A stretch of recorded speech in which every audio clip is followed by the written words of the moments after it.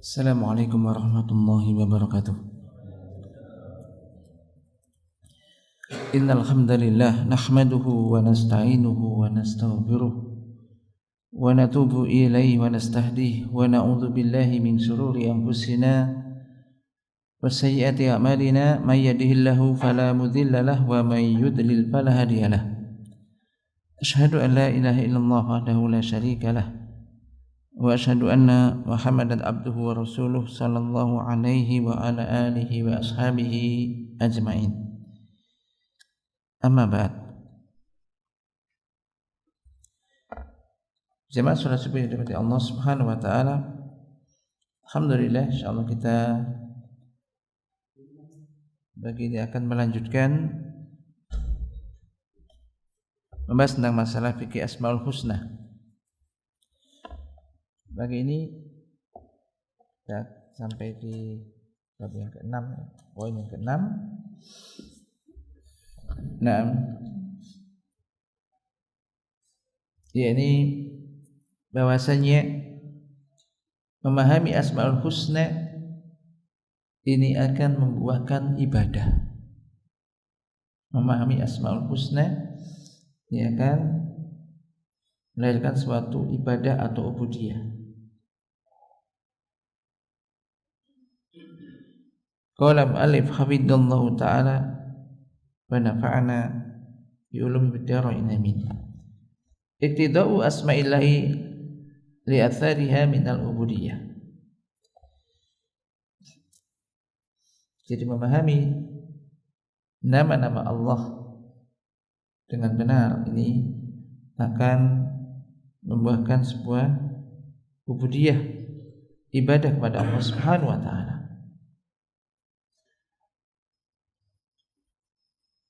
Qala al-mu'allif inna asma'allahi al-husna wa sifatihi al-ulya muqtadiyatun li athariha min al-ubudiyah wal amr iktida'aha li athariha min al-khalqi wat takwim wa qad madal hadisu an iktida'iha li athariha min al-khalqi wat takwim wal hadisu huna fi iktida'iha li athariha min al-ubudiyah kal khudu wa dhul wal khusu' wal inabah wal khasyah wal rahbah wal mahabbah wa tawakkul wa ghairu dzalika min anwa'il ibadat adh-dhahirah wal batinah. Nah, sesungguhnya Asmaul Husna, nama-nama Allah, Asmaul Husna yang indah dan sifat-sifatnya yang tinggi, ini akan menuntut ini adanya ubudiyah. Dan akan memerintahkan kita untuk melakukan sebuah ibadah kepada Allah. Sebagaimana di antara asarnya yaitu mencipta dan ini membentuk makhluk, penciptaan bagaimana tadi dibahas sebelumnya. Maka di bab ini akan disebutkan bahwasanya di antara konsekuensi atau buah dari memahami asma-asma Allah yang husna ini akan melahirkan sebuah ibadah. Seperti contohnya al-khudu, tunduk, patuh, semakin tunduk patuh kepada Allah. Ini sebuah ibadah, ketundukan kepada Allah. Demikian juga zul, merasa hina di hadapan Allah, maka dia tidak akan sombong. Demikian juga khusyuk, inabah, rasa ingin kembali kepada Allah. Khasyah, rasa takut kepada Allah, takut kepada Allah, itu termasuk ibadah. Demikian juga cinta, mencintai Allah, tawakal kepada Allah, dan jenis-jenis ibadah yang lainnya, baik yang zahir maupun yang batin. Fa inna kulla ismin min asma'illahi wa kulla sifatin min sifatihi lahu ubudiyatun khassah hiya min muqtadiyatiha wa min mujibatil ilmi biha wa tahaqquk bi ma'rifatiha. Sesungguhnya setiap nama di antara nama-nama Allah dan setiap sifat di antara sifat-sifat Allah itu memiliki ubudiyah khusus. Yang itu termasuk di antara konsekuensinya, termasuk juga di antara hal yang diharuskan setelah memahaminya, setelah mengetahui tentang nama-nama dan sifat-sifat tersebut, sebagai bentuk realisasi pengamalan dari mengetahui nama dan sifat-sifat tersebut. Dan ini ada penting. Jadi asar, apa buahnya gitu. Jadi memahami atau mengimani nama dan sifat-sifat Allah tidak sekedar tahu, ya sudah, tapi nggak ada asarnya. Dan yang paling penting di sini ada nanti asarnya apa, buahnya apa, manfaatnya apa. Wa hadza mutaridun fi jami'an wa'il ubudiyyah allati 'alal qalbi wal jawarih. Dan ini nanti akan ada dalam semua membuahkan semua jenis ubudiyah, baik yang terkait dengan hati maupun anggota badan. Dicontohkan, ini akan jelas dengan contoh. Dan contoh ini sebagai bentuk juga nanti bisa dijadikan muhasabah dan cerminan bagi kita. Sudahkah kita merasakan itu? Ya. Yang pertama di sini adalah bahwasanya seorang hamba, apabila seorang hamba itu mengetahui keesaan Allah Ta'ala, bahwasanya hanya Allah Subhanahu wa Ta'ala yang bisa mendatangkan madhar dan juga mendatangkan manfaat. Meyakini bahwasanya hanya Allah Subhanahu wa Ta'ala yang bisa memberi dan juga menghalangi sesuatu. Lihat, Allahumma la mani'a lima a'taita. Ya Allah, tidak akan ada yang bisa menghalangi apa yang Engkau berikan, wala mu'tiya lima mana'ta, dan tidak akan ada yang bisa memberikan apa yang tidak Engkau berikan. Ya kan? Ada masuk zikir habis salat kan? Allahumma la mani'a lima a'taita wala mu'tiya lima mana'ta wala yanfa'u dzal jaddi minkal jaddu. Demikian juga ketika seorang hamba memahami bahwasanya hanya Allah yang bisa mencipta dan juga memberikan rizki, yang menghidupkan dan mematikan, maka sesungguhnya hal itu akan membuahkan bagi seorang hamba yaitu ubudiyah, tawakal. Akan semakin bertawakal orang itu kepada Allah, baik dalam masalah apa saja. Tawakal pada Allah batinan, karena tawakal berurusan dengan batin, hati. Tawakal, contoh ketika orang bekerja aja sekarang, bekerja, entah keadaan mudah atau sulit, bagi Allah kan tidak ada bedanya tuh. Bagi manusia mungkin terasa, tapi bagi Allah nggak ada bedanya. Karena Allah Razzaq, hanya Allah bisa memberikan rezeki. Maka ketika dia yakin Allah yang memberikan rezeki, Abdul Razzaq Maha memberikan rezeki, maka ini akan memberikan kekuatan tawakal kepada siapa? Dalam masalah rezeki, dalam masalah bekerja, kepada Allah. Harus membuahkan itu, tawakal kepada Allah, tidak tawakal kepada makhluk. Walaupun orang itu misalkan orang itu kaya, punya perusahaan yang banyak, besar di mana-mana, dia tetap sebagai makhluk terbatas. Waktunya pun terbatas, maka dia tidak bertawakal kepada manusia, bertawakal kepada Allah. Walawazim tawakkul wa samaratuha zahiran. Demikian juga tentunya buah tawakal, ya dia akan tenang, usaha tetap dijalani, ya. Usaha bekerja, ini masalah rezeki, dan masalah demikian juga apa saja yang bisa mendatangkan manfaat hanyalah Allah. Berdoa kepada Allah, berdoa kepada Allah, Allah yang menghidupkan, mematikan. Jadi melahirkan sebuah ibadah apa? Semakin tawakal kepada Allah, tidak tawakal kepada makhluk. Sehebat apapun makhluk itu tetap namanya makhluk. Maka dia bertawakal dengan sungguhnya kepada Allah Subhanahu wa taala, dan buah tawakal tentu akan tenang. Dia tetap akan jalan usaha dengan tenang, tidak gundah. Apapun bagaimanapun keadaannya. Kemudian perhatikan Allah Ta'ala telah berfirman, wa tawakkal 'alal hayyi alladzi la yamutu wa sabbih bihamdihi wa kafa bihi bidunubi ibadihi khabira. Dan bertawakallah kamu kepada zat yang maha hidup, yang tidak akan mati. Perintah untuk bertawakal. Ketika seorang hamba memahami, meyakini yang nama Allah Al-Hayyu, Al-Hayyu, Al-Qayyum, Al-Hayyu ini yang maha hidup. Tentu lawazimnya maha hidup berarti ya maha segalanya. Hidup ini bisa sebenarnya semuanya, nanti bisa mendengar, bisa memberi, bisa apa saja gitu kan. Yang tidak akan mati. Nah, ini bertawakal kepada zat yang demikian. Allah merintahkan bertawakallah kamu kepada zat yang maha hidup, yang tidak akan mati.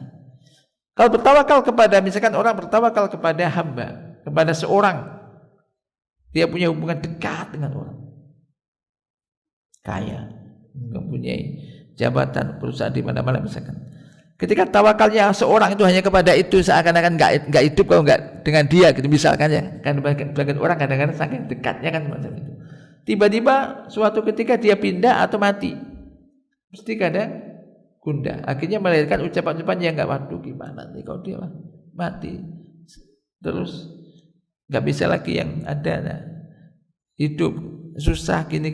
Nah, kenapa tawakalnya kepada makhluk? Tapi bertawakal kepada zat yang maha hidup dan tidak akan, alladzi la yamut, tidak akan mati. Ini Allah Ta'ala maha hidup, tenang, akan tenang. Wasabbih bihamdi, dan bertasbihlah dengan memujinya. Wa kafa bihi wa bidunubi ibadi khabir. Cukuplah dia mengetahui dosa-dosa hambanya. Jadi buah dari memahami Al-Hayyu misalkan, maha hidup, membuahkan apa? Tawakal kepada Allah. Wa may yatawakkal 'ala Allah fa huwa hasbuh. Barang siapa yang bertawakal kepada Allah, maka pasti Allah akan mencukupinya. Jadi maka ketika orang memahami semacam ini, hidup ini akan tenang. Tenang. Kalau tawakal kepada Allah dan Allah maha segalanya, Allah akan mencukupinya. Allah akan mencukupinya. Wa qala ta'ala wa tawakkal 'alal azizir rahim. Memahami sifat Allah Al-Aziz, maha perkasa, Ar-Rahim, maha penyayang, melahirkan apa? Suatu ibadah tawakal. Dan bertawakallah kamu kepada Al-Azizir Rahim, kepada zat yang maha perkasa. Maha perkasa ini ya, maha perkasa untuk misalkan ketika seorang itu sehebat apapun dia itu, misalkan orang melakukan maksiat kemudian menentang, mudah bagi Allah untuk menghancurkannya. Sebagaimana juga seandainya Allah itu sebagai seorang hamba itu penuh dosa, kemudian dia merasakan banyak kekurangan, kemudian dia menyadari Allah itu Rahim, maha penyayang, mencurah kasih sayang. Berasa minta akan diberi, minta ampunan akan diampuni. Maka menjadikan seorang memohon kepada Allah dan bertawakal kepada Allah. Maka ini bertawakallah kamu kepada zat yang maha Al-Azizur Rahim, maha perkasa, lagi juga maha penyayang. Wa qala ta'ala Rabbul masyriqi wal maghribi la ilaha illa huwa fattakhidhu wakila. Jadi Rabb timur dan barat, tidak ada sembahan yang hak disembah kecuali Dia, maka jadikanlah Ia wakil, pelindung, penolong. Ini Demikian juga qala ta'ala wa tawakkal 'ala Allah, bertawakallah kamu kepada Allah. Wa kafa billahi wakila, dan cukup Allah sebagai penolong, sebagai pelindung. Akan bertawakal kepada Allah, dan tawakal sekali lagi, orang yang bertawakal kepada Allah bukan berarti dia tidak usaha, dia tidak melakukan apa-apa, ia melakukan. Kemudian berikutnya, wa idza 'alimal 'abdu bi anna Allaha sami'un basir alimun la yakhfa 'alaihi mithqalu dzarrah fis samawati wal ard wa annahu ya'lamu sirra wa akhfa wa ya'lamu kha'inatal a'yun wa ma tukhfis sudur wa annahu tabaraka wa ta'ala akhadha bi kulli syai'in ilma wa ahsa kulli syai'in adada faman alima bi tila'illahi 'alaihi wa ru'yatihi lahu wa ikhatatihi bihi fa inna dzalika yusmiru lahu hifdzul lisan wal jawarihi wa khataratil qalbi an kulli ma la yurdillah wa ja'ala ta'alluqati hadhil a'dha bima yuhibbuhu Allah wa yardah. Apabila seorang hamba mengetahui dengan yakin, mengetahui bahwasanya Allah itu sami'un, Allah itu maha mendengar, basirun maha melihat, alimun maha mengetahui, tidak ada suatu apapun sebesar darah pun yang tersembunyi, baik yang ada di langit maupun yang ada di bumi. Allah mengetahui apa yang disembunyikan, apa yang tidak terlihat oleh manusia, Allah tahu itu. Allah mengetahui apa yang tidak dilihat oleh mata, apa yang tersembunyi di dalam dada, Allah tahu. Seorang hamba menginginkan apa, terdetik dalam hatinya apa, Allah tahu. Allah tahu karena Allah itu Sami'un Alim. Dan bahwasanya ilmu Allah itu meliputi segala sesuatu. Maka barang siapa yang mengetahui bahwasanya Allah itu senantiasa melihatnya, ilmu Allah meliputi segala sesuatu, dia tidak bisa lepas dari penglihatan Allah. Apa kira-kira buahnya? Anda tahu Allah mendengar, Allah melihat kita, Allah mengetahui apa yang kita sembunyikan dalam dada kita. Apa buahnya kira-kira? Buahnya adalah hal itu akan membuahkan untuk hamba tersebut, dia akan menjaga lisannya, menjaga perbuatannya, bahkan batinnya, dari setiap apa yang tidak diridhoi oleh Allah, tidak menjadikan Allah ridho. Artinya ucapannya pun dia jaga, nggak ngomong yang jelek-jelek, nggak akan mencela, nggak akan mencaci maki, nggak akan menggibah dan seterusnya. Dia akan menjaga lisan dari mengucapkan hal-hal yang tidak diridhoi oleh Allah atau tidak menjadikan Allah ridho. Jadi yang dilarang, dia akan tahan itu. Demikian juga perbuatannya. Demikian juga perbuatannya. Hatta khatarat qalbi, tidak terdetik niat-niat yang tidak baik. Jadi memikirkan tidak terlintas pikiran-pikiran yang tidak bagus. Karena Allah tahu. Allah tahu itu walaupun orang lain enggak tahu.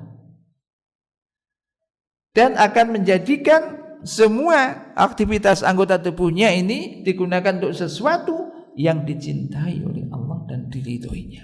Buahnya itu sederhana kan? Ya kalau orang mengetahui misalkan Allah Maha mendengar, Allah Maha melihat, tapi enggak ada ngefek dari perbuatannya, dari ucapannya, tetap aja dia ceplas-ceplos ngomongnya. Atau ketika dia sendirian tambah berbuat yang semaunya saja, merasa enggak ada yang melihat, enggak ada yang mengawasi, lupa bahwasanya Allah itu melihat dia, mendengar ucapannya. Qala Allah Ta'ala alam ya'lam bi anna Allah yara, tidakkah dia tahu, tidakkah dia mengetahui bahwasanya Allah itu melihat?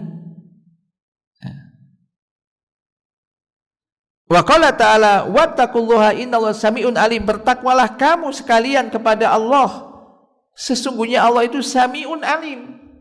Allah itu maha mendengar, Allah maha mengetahui. Artinya jika engkau paham Allah itu maha mendengar, maha mengetahui, bertakwalah kepada Allah. Jaga itu ucapan, lisan, perbuatan. Wa qala ta'ala i'malu ma syi'tum innahu bima ta'maluna basir. Kan? Di awalnya kan Allah menyuruh bebas, silahkan kamu lakukan apa yang kamu mau, silahkan. Kamu mau melakukan ini itu silahkan, lakukan aja semaumu. Sesungguhnya, tapi ini peringatan setelah itu, sesungguhnya dia Allah melihat apa yang semua yang kalian kerjakan. Nanti akan dicatat, akan ada hisab di sana. Setelah Allah memerintahkan, silakan kamu mau ngapain, silakan nggak apa-apa. Tapi ingat, Allah itu melihat apa yang kalian kerjakan. Allah mengetahui apa yang kalian lakukan. Masa akan bebas ketika meyakini semacam itu? Enggak akan bebas orang. Akan makan maksiat, Allah tahu. Akan makan ini, Allah melihat. Dan nanti permasalahan juga Allah akan mencatat itu, dicatat dan diberi balasan. Enggak sekedar melihat selesai, ada balasannya dan tidak bisa mengelak kan itu. Ini buahnya. Demikian juga Allah Ta'ala berfirman, wa'lamu annallaha ya'lamu ma fi anfusikum fahdharuhu.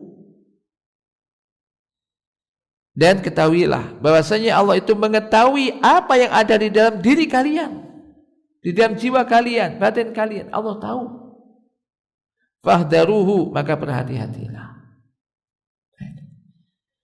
Jadi mengkaitkan, memahami nama-nama Allah dan sifat-sifat Allah ini akan melahirkan suatu ubudiyah dengan beraneka ragamnya. Akan melahirkan apa? Ubudiyah. Maksud tadi, fahdharuhu, berhati-hatilah, takutlah kamu. Jangan seenaknya kamu melakukan ini, melakukan itu. Karena Allah itu mengetahui apa yang ada di dalam diri kalian. Fala raiba anna hadzal ilma yurithu fil abdi khasyatallah wa muraqabatahu wal iqbala ala ta'atihi wal bu'da an manahihi. Maka tidak diragukan lagi bahwasanya ilmu ini jadi mengetahui nama dan sifat-sifat Allah semacam tadi. Di antara contohnya tadi Allah maha mendengar, tahu Allah maha mendengar, maha melihat, maha mengetahui. Ini akan memberikan pada diri seorang hamba rasa takut kepada Allah, khasyah, takut kepada Allah, dan akan menjadikan dia merasa dilihat dan diawasi oleh Allah. Sehingga ini juga akan membuahkan dia akan semakin menjaga ketaatannya kepada Allah. Iqbal Allah bi ta'atihi. Dimanapun ia berada, ada orang atau enggak ada orang, dia tetap sholat. Sendirian atau enggak, dia akan sholat dengan khusyuk, akan menjaga ketaatannya. Karena sama saja dia dilihat orang, enggak dilihat orang, karena senantiasa tetap dilihat Allah. Jadi melahirkan dia ibadah berbuat karena Allah. Kalau Anda bisa sembunyi dari penglihatan Allah, silahkan kamu melakukan apa saja. Bisa? Enggak bisa. Hatta di dalam gua, hatta di dalam tanah, Allah tahu. Ya. Dan wa bu'da'an manahi, dia akan menjauhi semua apa yang dilarang oleh Allah. Takut. Nah inilah. Jadi orang melakukan maksiat kenapa? Takut kepada Allah, takut dosa, takut neraka, takut azab Allah. Ini orang yang beriman, orang bertakwa. Maka mengapa kamu melakukan ketaatan kepada Allah? Mengharapkan pahala dari Allah. mengharapkan ganjaran dari Allah, mengharapkan surga Allah. Ini. Jadi ini buahnya, dan ini sudah akan menjagalah diri seorang hamba dimanapun dia berada. Kamu diawasi oleh Allah. Allah mendengar, melihat kamu. Perhatikan, sebagaimana disebutkan oleh dituturkan oleh Ibnu Rajab. Imam Ibnu Rajab mengatakan ada seorang laki-laki yang merayu seorang wanita di padang Sahara, sepi, tempatnya sepi, tanah yang lapang, tak sepi pokoknya, malam, lailatan, di suatu malam, fa'abat, yang lihatnya bintang-bintang, mau dibuat dijak zina wanita ini oleh laki-laki. Maka faqala laha, laki-laki ini mengatakan kepada wanita itu, mayarona ila kawakib, enggak ada yang melihat kita kecuali cuma bintang-bintang aja, enggak ada orang. Hanya bintang-bintang yang gemerlapan itu yang melihat kita. Tidak ada yang melihat kita kecuali hanya bintang-bintang. Tapi wanita ini wanita yang cerdas, ya, pintar wanita. Faqalat, wanita mengatakan, fa aina mukaukibuha, aina Allah. Lalu di mana yang pencipta bintang, yang menjadikan bintang nyala? Di mana Allah? Kalau begitu, apa maksudnya? Kok nggak ada yang melihat? Allah di mana? Allah kan ada. Ala yarona, bukankah Allah melihat kita? Wanita ini ngomong, hanya itu aja. Nggak ada yang melihat kita, loh. Hanya bintang, loh. Kemudian siapa yang menciptakan bintang? Di mana? Yang menjalankan bintang demikian. Di mana Allah maksudnya? Allah melihat kita.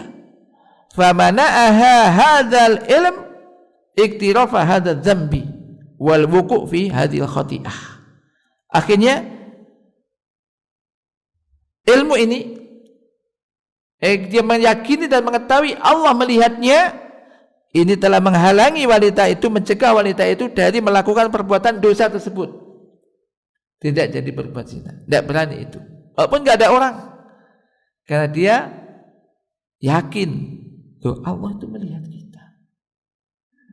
Allah melihat kita, dilihat Allah. Nah, siapa orang yang bisa sembunyi dari Allah? Nggak bisa. Di tempat sepi berduaan, Allah senantiasa mengetahuinya, Allah melihatnya. Ini bentuk tauhid, sederhana kan? Nah, Allah melihat kita.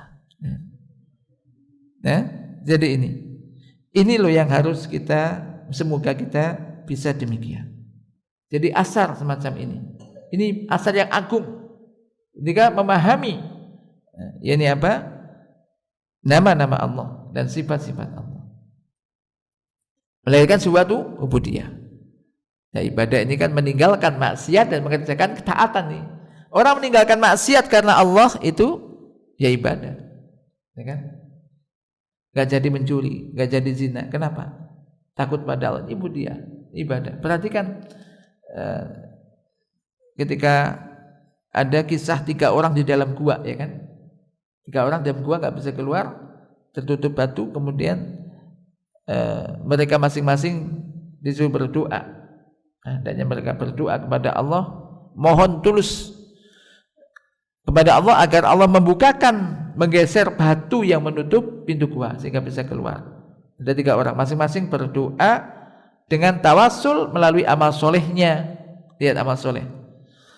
Amal solehnya diantaranya dengan apa mereka berdoa? Ada yang tawasul dengan amal soleh berupa apa? Birrul walidain. Ada lagi yang berikutnya dengan meninggalkan perbuatan zina, mau berzina kan menghutangi, ini saudara sepupunya lah atau saudaranya tapi bukan mahramnya, menghutangi uang, dia diajak zina nggak mau, kemudian karena kepepet tetap dia dikasih uang banyak tapi dengan syarat mau melayaninya, tapi diingatkan jangan kamu membuka jadi stempel yang sebelum sah, maksudnya jangan berbuat zina. Akhirnya takutlah kamu kepada Allah, takut pada Allah, dia tinggalkan itu, nggak jadi. Dia mampu untuk melakukan itu, tapi karena takut kepada Allah dia tinggalkan itu. Ini suatu amal soleh. Dan demikian juga ini, Enggak jadi melakukan itu, enggak mau itu, kenapa? Walaupun dikatakan enggak ada yang melihat, di mana Allah? Allah melihat kita. Kita enggak bisa melakukan ini. Berikutnya, wa idza alimal abdu bi anna Allaha ghaniyun karimun barrun rahimun wasi'ul ihsani wa annahu tabaraka wa ta'ala ma'aginahu an ibadihi fahuwa muhsinun ilaihim rahimun bihim yuridu bihim al khaira wa yaksifu anhum adh-dharra atau adh-dharra la li jalbi manfaatin ilaihi minal abdi wala li daf'i madarrah barahmatan minhu wa ihsana fa huwa subhanahu lam yakhluq khalqahu liyatakatsara bihim min qillatin wala ya'tazzu bihim min dallatin wala yarzuquhu wala yanfa'uhu wala yadfa'u anhu kama qala ta'ala wa ma khalaqtul jinna wal insa illa liya'budun ma uridu minhum min rizqi wa ma uridu ayyut'imun innallaha huwar razzaqu dzul quwwatil matin.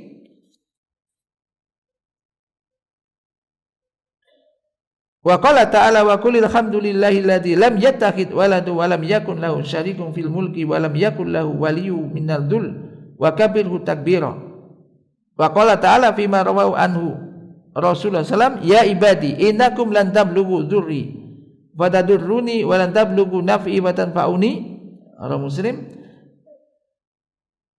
Fa idza alima al-'abdu dzalika asmara fihi quwwatar raja'i billahi wa tama'ahu fima indahu wa inzala jami'i hawaijihi bihi wa idharu iftiraqihi ilaihi wa ihtiyajihi lahu ya ayyuhan nasu antumul fuqara ila Allahi wallahu ghaniyyul hamid.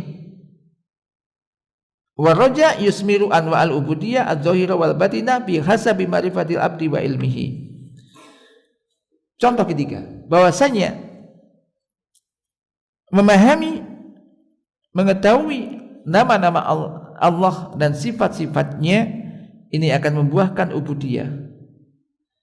Yaitu misalnya di sini contohnya apabila seorang hamba mengetahui bahwasanya Allah itu ghaniyun, Allah Maha Kaya, karimun, Maha Mulia, Maha melakukan kebaikan-kebaikan, Maha Penyayang. Allah itu sangat luas ihsannya. Jadi Maha berbuat baik. Allah tabaraka wa ta'ala, Dia itu Maha Kaya, tidak butuh hambanya. Dan Dia Allah tidak butuh hambanya. Namun demikian Allah senantiasa berbuat baik kepada mereka, kepada para hamba, kepada kita, menyayangi mereka, para hamba, ya kan? Pencurah kasih sayang. Allah menginginkan kebaikan pada diri para hamba.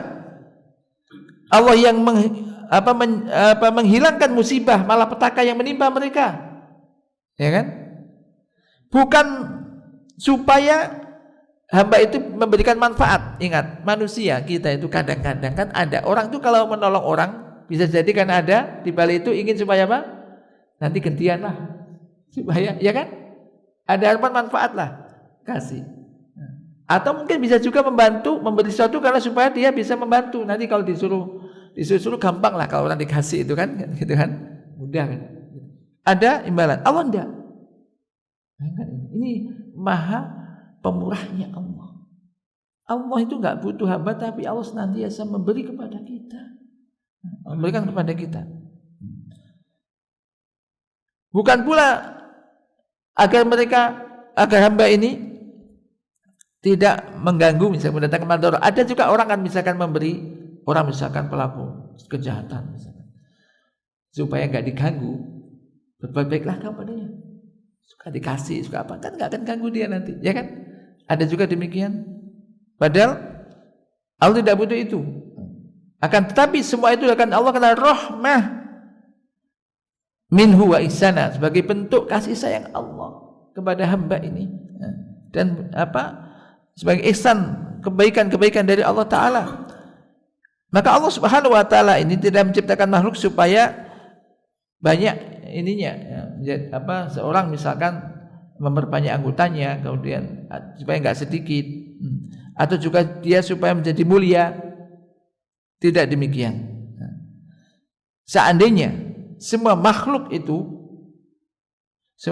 itu misalkan bersatu padu dalam diri hati orang yang fajir, berlaku maksiat, semua berlaku maksiat pada Allah, baik dari jin dan manusia, tidak mengurangi kebesaran Allah.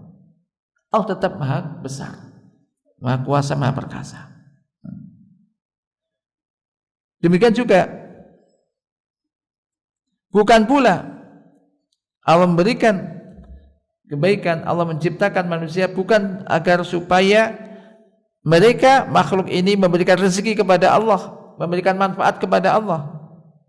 Allah enggak menginginkan itu, atau untuk membela Allah. Allah enggak butuh itu.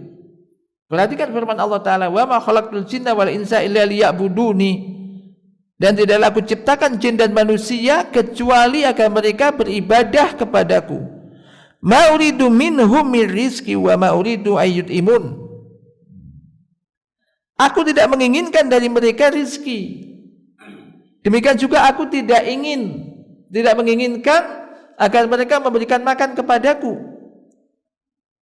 Innallaha huwa razzaqu dzul quwwatil matin. Sesungguhnya dialah Allah. Sesungguhnya Allah dialah yang maha memberikan rezeki, dzul quwwatil matin, yang memiliki kekuatan yang kokoh, yang besar. Ini. Artinya apa? Kita beribadah itu kita yang butuh. Ya kan? Allah enggak butuh kita. Artinya Allah enggak butuh ibadah kita. Manusia itu enggak ibadah, Allah enggak rugi. Allah enggak rugi dan tidak mengurangi kebesaran Allah. Karena kita ibadah sesungguhnya adalah kita sebagai hamba Allah, ini adalah untuk kita beribadah. Kita menghambakan diri kepada Allah karena kita butuh. Maka kalau kita merasa itu, orang itu akan giat ibadah. Sebagaimana orang kerja dapat kerjaan enak, gaji besar, mesti dia mungkin hujan pun berangkat juga. Sebab kalau enggak berangkat dipotong dari gaji yang besar, ya kan? Karena dia butuh kan. Beda kalau orang merasa dibebani, ada saja alasan sehingga tidak kerjakan. Tapi kalau dia butuh, dia akan semangat. Ibadah pun jadikan itu kebutuhan. Dan memang kita butuh. Ada sholat berjamaah, siapa yang butuh? Allah enggak butuh itu. Kita yang butuh. Sehingga kalau kita butuh, jauh pun ditempuh. Karena kita butuh. Apalagi dikatakan kalau rumahmu paling jauh, rumahnya paling jauh dengan masjid, pahalanya paling banyak. Semangat walaupun jauh. Jalan pun dilakukan karena ingin mengharapkan pahala tadi. Ini karena butuh. Yang nyuruh apa? Siapa yang nyuruh itu? Imannya. Ya, dia mengimani, langkah kakiku dicatat. Ini akan bisa mengangkat derajat, menghapuskan dosa-dosa. Ini yang mendorong kita giat jauh-jauh dilakukan. Nah, ini pentingnya ilmu di sini. Ya ilmu yang manfaat, ya ilmu yang demikian. Ilmu itu mendorong, menguatkan imannya mendorong dia untuk beramal, berbuat, beribadah. Nah. Allah Ta'ala juga berfirman, katakanlah, segala puji bagi Allah yang tidak memiliki anak dan tidak pula memiliki sekutu, fil mulki walam yakun lahu waliyun minadzul wa kabbirhu takbira. Allah Ta'ala juga telah berfirman di dalam apa yang diriwayatkan oleh Rasulullah SAW, ini hadis qudsi ya ibadi, Allah mengatakan, wahai hamba-hambaku, sesungguhnya kalian tidak akan bisa mendatangkan madarat kepadaku sehingga kalian bisa mencelakakan aku, dan tidak akan bisa memberikan manfaat kepadaku sehingga ini akan bisa memberikan manfaat kepadaku. Ini menunjukkan Allah itu maha segalanya, maha perkasa, maha kaya. Allah enggak butuh kemanfaatan dari kita, enggak butuh kita. Rawi Muslim. Maka ini buahnya ini, apabila hamba itu mengetahui hal semacam itu, maka hal itu akan membuahkan kuatan roja, membuahkan harapan yang kuat kepada Allah. Dia akan berharap dengan harapan yang kuat kepada Allah Subhanahu wa taala. dia akan tamak terhadap apa yang ada di sisi Allah. Sangat menginginkan, mengharapkan apa yang ada pada sisi Allah, bukan pada makhluk. Demikian juga menggantungkan semua kebutuhan-kebutuhannya kepada Allah. Di dalam surah Al-Ikhlas ada Qul huwallahu ahad, Allahus shomad. Ya kan? Allah yang semua bergantung kepadanya. Wa izharuk iktirakihi ilaihi, dan dia akan menampakkan, hamba tersebut akan menampakkan kefakirannya kepada Allah. Dia sangat butuh kepada Allah. Allah Ta'ala telah berfirman, ya ayuhan nasu antumul fuqara ilallah. Wahai manusia, kalian semua itu fakir, butuh kepada Allah. Wallahu ghaniyyu al-hamid, dan Allah itu maha kaya lagi maha terpuji. Maka roja ini akan membuahkan berbagai macam jenis ibadah zahirah wal batinah, baik yang zahir yang tampak maupun yang batin yang enggak tampak. Sejauh mana seorang hamba itu mengetahui Allah atau mengenal Allah, sebesar ilmunya terhadap nama-nama dan sifat-sifat Allah Ta'ala. Dan ingat, roja itu yang benar itu, roja itu mesti berharap kan, harapan itu yang benar mesti harus diiringi dengan suatu tindakan gitu. Maka disebutkan roja itu ada tiga macam, dua yang benar dan satu yang salah, yang bukan roja. Yaitu seseorang melakukan amal-amal ketaatan, dia melakukan ketaatan ikhlas dengan sunnah, kemudian dia berharap akan dimasukkan dalam surga Allah, berharap akan mendapatkan pahala dan dimasukkan dalam surga Allah. Tapi dia jaga ibadahnya, dilakukan dengan maksimal. Habis itu berharap, karena yang berhak menerima amalan hanyalah Allah Ta'ala. Yang kedua, ini benar berharap semacam ini. Yang kedua adalah orang yang melakukan dosa, terpeleset dalam dosa, dia menyesali perbuatan dosanya, betul-betul bertaubat dan beristighfar kepada Allah, berharap ampunan dari Allah, diselamatkan dari neraka. Dan ini benar. Ya. Yang ketiga, dan ini yang salah, yang tidak tepat. Apa? Orang yang mengharapkan pahala dan surga, mengharapkan diampuni dosa-dosanya, tapi dia tetap bergelimang di dalam maksiat, tidak pernah melakukan ketaatan, nggak pernah ke masjid, nggak pernah sholat. Allah kan maha pengampun, tetap mengharapkan ampunan, tapi dia nggak mau minta ampun, nggak mau meninggalkan yang maksiat.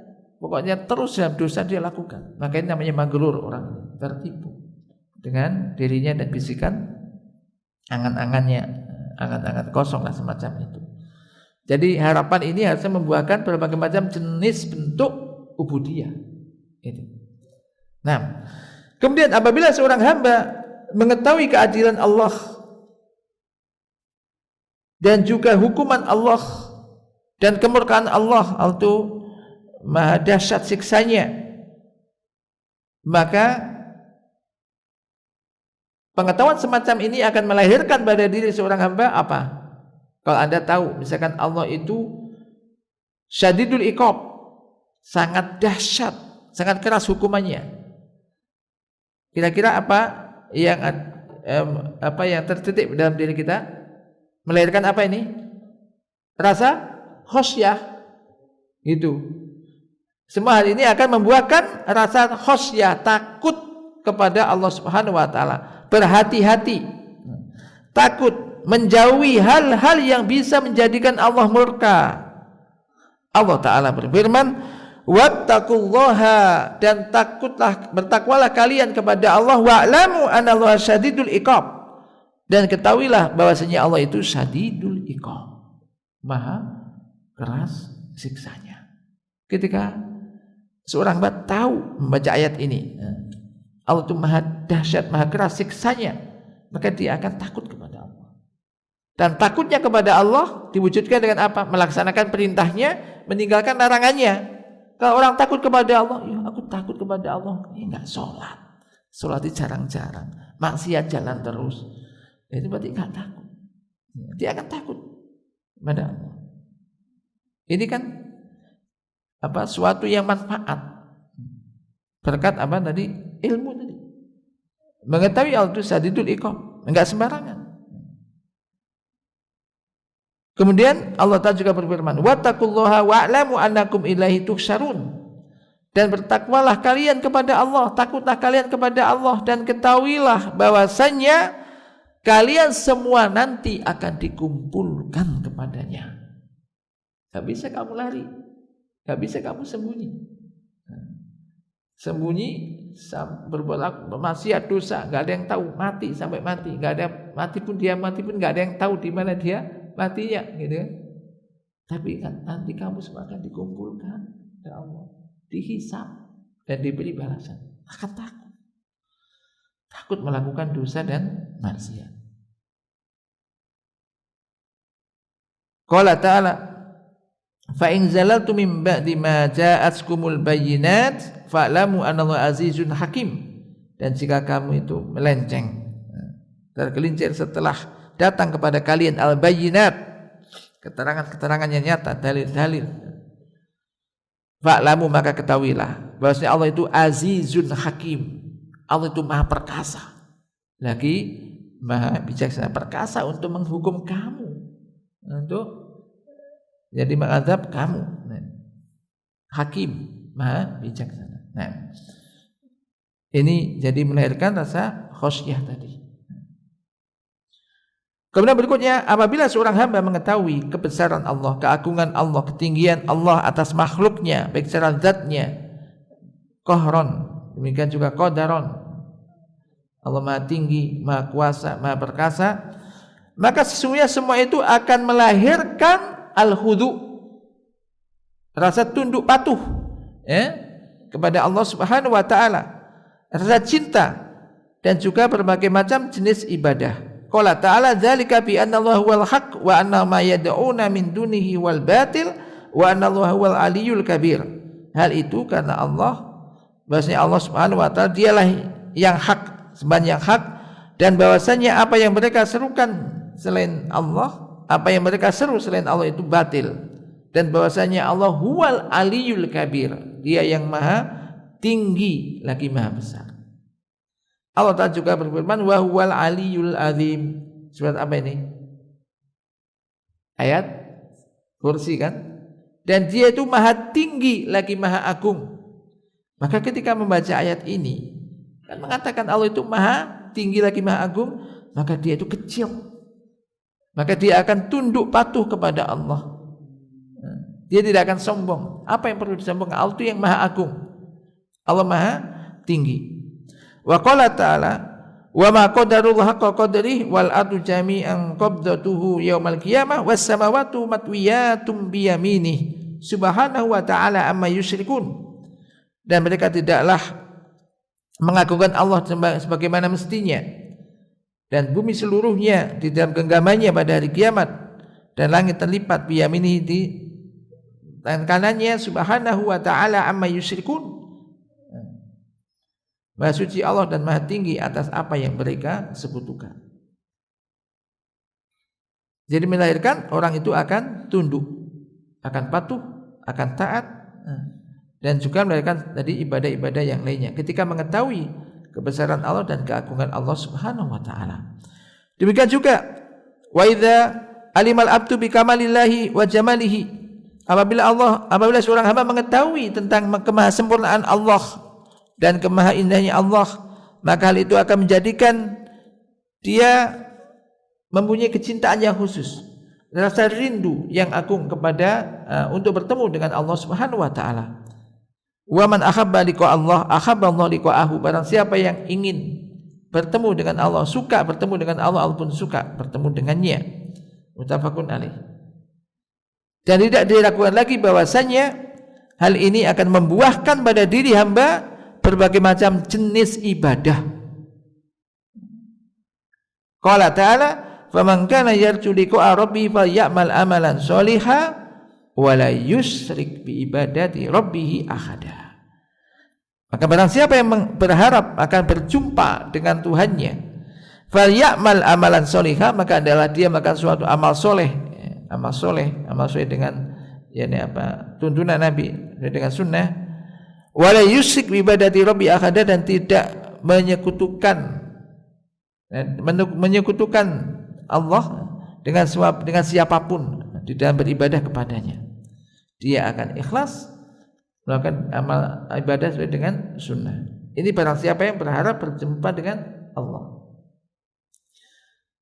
Dari sini diketahui bahwasanya ubudiyah dengan berbagai macam jenisnya ini muaranya kembalinya adalah sebagai hasil dari asma wa sifat, konsekuensi tuntutan dari asma dan sifat Allah Ta'ala.